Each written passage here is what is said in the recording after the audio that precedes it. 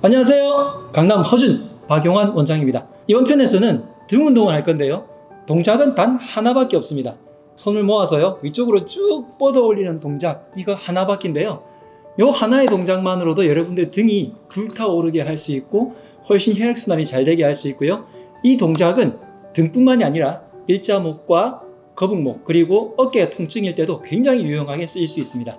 평소에 목이 불편하거나 어깨가 뻐근하거나 혹은 어떤 여러 가지 일들, 카메라를 찍는다든지 화가 그림을 그린다든지 가위질을 한다든지 요리를 하신다든지 하는 여러 가지 일들을 할 때 사실 등 근육이 발달되어 있어야지 이 동작들을 원활하게 하실 수 있거든요. 그래서 이 간단한 이 동작들을 해보시는 것만으로도 여러분들의 등이 훨씬 더 발달되고 혈액순환이 잘 될 거고요. 제가 이 동작을 보여드렸더니 어떤 분이 똥침 동작이라고 이야기하시던데, 어쨌든 손을 모아서 하늘로 찌르는 이 동작 하나만으로 우리의 등을 한번 불타오르게 해보겠습니다. 그럼 저와 함께 해보시죠. Let's do it!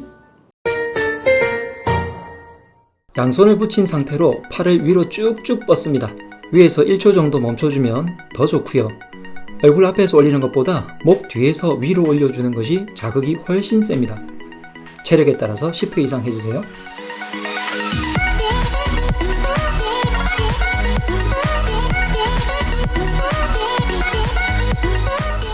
상체는 첫 번째 동작과 같은 동작인데 다리를 앞뒤로 뻗고 하면 등의 중간 부분과 옆구리 광배근 쪽도 조금 더 자극이 옵니다.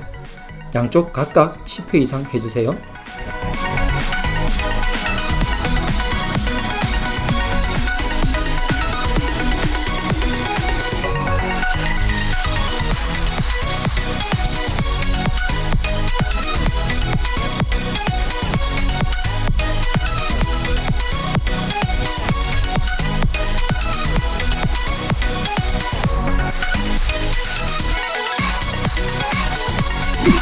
상체를 앞으로 숙여서 같은 동작을 반복합니다. 앞으로 숙이는 만큼 어깨, 등, 그리고 등 아랫부분까지 자극이 깊어질 거예요. 복근 코어 근육을 꽉 잡고 등 전체에 힘을 주세요. 쭉쭉 뻗으면서 끝에서 1초 멈추고 돌아오세요. 팔을 앞으로 쭉 뻗어 등을 둥글게 말면서 후 하고 숨을 내쉽니다. 이번에는 쪼그려 앉아서 해보세요. 진짜 똥침 같아 보이네요.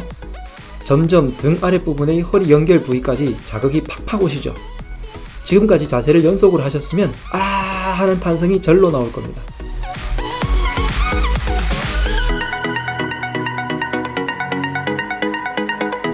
이번에는 얼굴 앞에서 위로 또 목 뒤에서 위로 번갈아 가면서 쭉쭉 뻗어봅니다.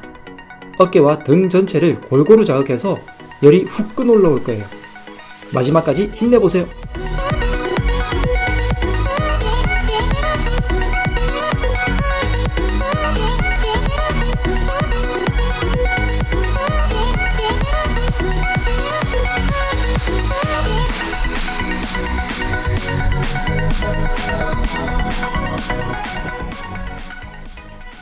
다시 한번 등을 이완시키면서 마무리를 합니다.